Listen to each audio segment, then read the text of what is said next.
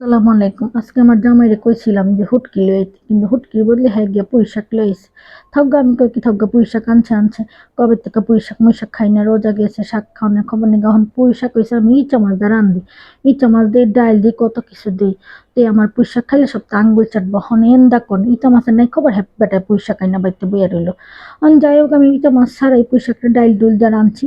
অহন খাইবার বইয়া কই মজা হয়নি। অহন কি মনটা লাগে কোন কি করণ যায়।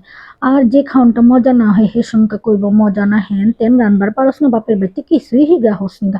আর যে খাওনটা মজা হয় না ওইটা কইবই না জীবনে যে মজা হয়েছে মুখটা বন্ধ করে খাইব আলা বুঝেন এইসব বেটা করে কি করণ যায়।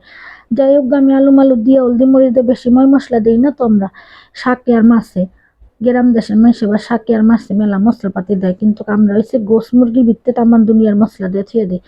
যাই হোক আমি আলুরে চিকন চিকন করে কাটবার করছিলাম বেটিরে, বেটিকে আমি আবার শাকও কাইটা দিবো। বেটি তুই যে টাকা লবি টাকাটা কি মাগ নাইবো যে তুই আমার শাক পাতাটি কাইটা দিতি না, আমরা কি বছরে সারা দিনই শাক খাই? বছরে একদিন শাক রানবার লইছি আর বেটির বলে কষ্ট লেগে গেছে শাক কাটবার গিয়া। এরপর আমার একটা শাক কাটলে আমার অন্য বাড়িতে কাম যাবো কেমনি? আমি কই, আচ্ছা ঠিক আছে আজকে কাইটটা দিয়া দেন। আর পরে আর কি করবো, যে কোনো রকম শাকটা হত্তর বত্তর কাইটটা থুয়ে গেছে। আল্লাহ শাকটা বহাই দিছি মুসুরি ডাল দিয়া। আর মুসুরি ডাল দিয়ে রানতে দেখি আমার পোলাকা কি রান্তাছো শাক মুখ খামুনি কি আল্লাহ। আমি কই খা বাবা একদিন শাক খাইলে কি হবো। এমনি স্কুলতে আইসি গরমে আর ভাল লাগে না। আর স্কুলে ম্যাডাম যে ব্যবহার মনটা চাই এগুলো চুল ছিঁড়ালাই।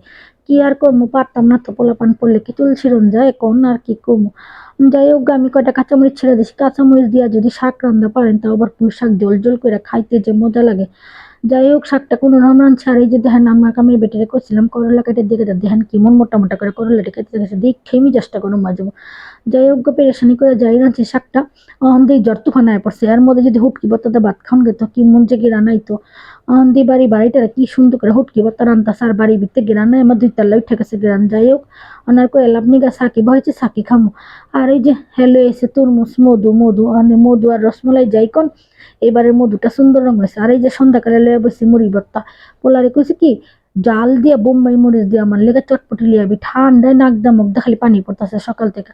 কয়দিন ধরে যে কামের বিটির কাম করছি ওখানে এই যে কইছে কি আজকে মুড়ি ভর্তা খাবো না, মুড়ি ভর্তা তুই খা। আমি হয়েছে চটপটি খামু কইছি বোম্বাই মরিচ দিয়ে লিয়াবি। আমি কইছি বেটায় দেয়নি কা। আর যেদিনকা কই কি জ্বালানিস না সেদিনকা জমনে জানলো হ্যাঁ। যাই হোক বেলপুরি আনছি মাইয়ার লেগা, মাইয়ার পোলারে ভাগ করে দিছি তাও খাইবার বইয়া গোমাই পিট লেগেই থাকে। কই আল্লাহ আপনি এগুনি জ্বালায় জীবনটা ধ্বংস।